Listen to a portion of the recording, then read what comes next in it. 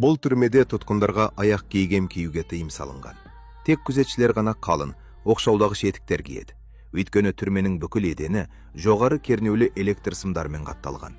Күн сайын 12 сағаттық жұмыстан кейін барлық тұтқындар сап қатырып камераларына қайтады.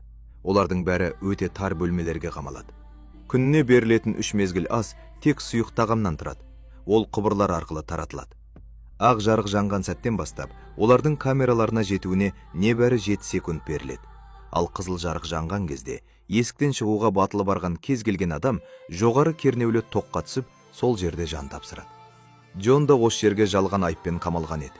Басқа тұтқындардың әңгімесінен ол бұл жерден тірі шыққан адам болмағанын естіп, қашуға бел буды. Содан бастап Джон түрменің күнделікті тәртібін мұқият бақылауға кірісті. Күзетшілер тексеріске келген сайын, ол дәретханаға баруды сылтау етіп, унитаздың қақпағын жасырын көтеріп, артындағы құбырды қайта-қайта қырып жүрді. Уақыты біткенде қолдарын артына қойып, сабырлы кейіп танытып, тексерістен өтетін. Бір күні Джон аса маңызды бір жайтты байқады. Лифтіні басқаратын күзетші оқшаулағыш етік кимеген, ал лифтідегі тұтқынға электр тоғы әсер етпейтін. Бұл оның жалғыз қашу жолы екенін түсінді. Келесі күні жаңа тұтқындар әкелінді. Қашуды ұйымдастырушылар сырттай қалыпты жұмыс істеп жүргендей көрінгенімен, жасырын түрде темір шыбықтарды кіргізе алды. Джон ол шыбықтарды дәретханаға апарып, ақыры құбырды сындырып шықты. Ол бірнеше күн бойы тынымсыз қазды. Сол сәтте күзетшілер жаңа тұтқындарды алып келіп жатқан еді. Жарылған қан құбырдан су ағып, еденді тез арада сулап жіберді.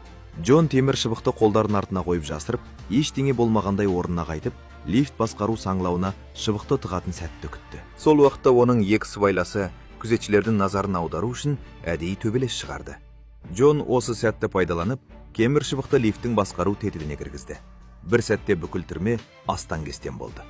Күзетшілер қаруланғанмен саны тым аз еді. Олар рация арқылы орталық басқару бөлмесіне электр қуатын қосуды жаншыра айқайлап сұрады.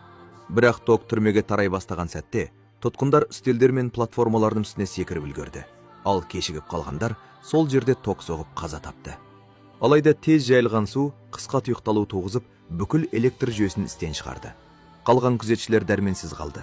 Тұтқындар қаруларды тартып алып, басқару бөлмесін басып кіріп, барлық қауіпсіздік жүйесін өшірді. Камералардың есігі бірінен соң бірі ашылды. Бірақ түрме көлдің ортасында салынған еді. Тұтқындардың басқа амалы қалмай, суға секіріп, бар күштермен алыс жағалауға қарай жүзуге тура келді.